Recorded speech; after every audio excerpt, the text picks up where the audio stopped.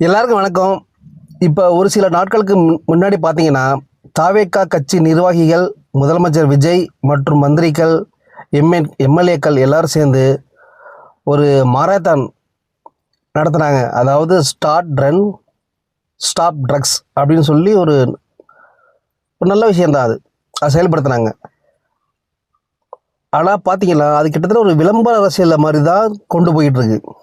ஒரு முதலமைச்சர் நீங்கள், உங்களுக்கு பின்னாடி எவ்வளவோ ஃபாலோவர்ஸ் இருக்காங்க. நீங்கள் வந்து அவ்வளோ கூட்டம் வருது. ஏன் நீங்கள் சொன்னால் நிப்பாட்ட மாட்டாங்களா? நீங்கள் ஓடி தான் செய்யணுமா?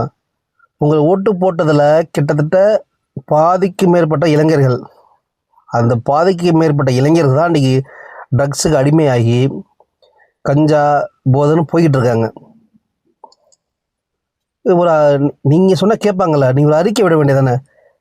என்னை பின்பற்றியவர்கள் ஒருபோதும் மதுக்கு அடிமையாகக்கூடாது அப்படின்னு சொல்ல வேண்டியதானே? ஏன் இப்போ வரைக்கும் சொல்ல மாட்டேங்கிறீங்க? என்னை பின்பற்றும் கட்சி நிர்வாகிகள், என்னோட ரசிகர்கள், ரசிகைகள் எல்லாரும் போதை பழக்கத்துக்கு அடிமையாகாதீர்கள். அதுதான் என்னோட முழுமையான பின்பற்றுதலுக்கான அழகு அப்படின்னு ஒரு அறிக்கை விட வேண்டியதானே? சொல்ல வேண்டியதானே? அது நீங்கள் சொன்னால் செய்ய மாட்டாங்களா? உங்கள் கையில் ஓட்டே போடுறாங்க, செய்ய மாட்டாங்களா? செய்ய மாட்டாங்க. செஞ்சால் நல்லது தான். ஏன்னா நீங்களே படத்தில் வந்து சிகரெட் ஊதுற மாதிரியும், ஸ்டைலிஷாக சில வார்த்தைகள் பேட் வேர்ட்ஸ் சொல்கிற மாதிரியும், ஹீரோயின் இடுப்பை பார்க்குற மாதிரியும், அப்புறம் தஞ்சாவூர் ஜில்லாக்காரிங்கிற பாட்டில் பேண்டை தூக்குற மாதிரி ஸ்டெப்ஸ்லாம் போட்டு அப்படி தான் அந்த இடத்துக்கு வந்திருக்கீங்க.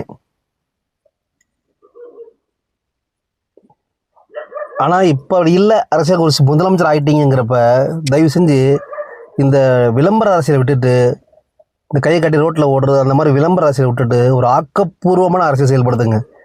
நீங்கள் சொல்லுங்கள், கண்டிப்பாக உங்கள் ரசிகர்கள் கேட்பாங்க தானே. அப்போ உங்களை பார்க்க வரப்போ பல பிரச்சனை பண்ணிட்டு தான் வராங்க. அதை அவங்களால தடுத்து நிப்பாட்ட முடியல. உங்களை பார்க்க வரோங்கிற பேரில் அவங்க பண்ணுற அட்டூழியங்கள், அராஜகங்கள்லாம் உங்களுக்கு தெரிய மாட்டேங்குது. இல்லை தெரிஞ்சும் தடுக்க மாட்டேறீங்களான்னு தெரியலை. பண்ணட்டும் அப்போ தான் நம்ம வந்து அடுத்த கட்டு நம்மளை வந்து நம்ம மாசாக காட்டுவாங்கன்னு நினச்சிக்கிட்டு இருக்கீங்க போல். அதை விட்டுட்டு இருமா, நீங்கள் மரத்தில் 3 கிலோமீட்டர் ஓடிட்டா எல்லாம் நிப்பாட்டிடுவாங்களா? சட்டத்தை போடுங்க, கடுமையான சட்டத்தை போடுங்க. எங்கேருந்து வருதுன்னு பாருங்கள். ஒருத்தன் கைக்கு வருதுன்னா எங்கெங்கேருந்து வருதுன்னு பாருங்கள். உங்கள் கட்சி நிர்வாகிகளே பயன்படுத்துகிறாங்க, அதை எங்கேன்னு கண்டுபிடிங்க. அதுதான் உண்மையான ஒரு நேர்மையான மாற்றம் ஆட்சி. நன்றி, வணக்கம்.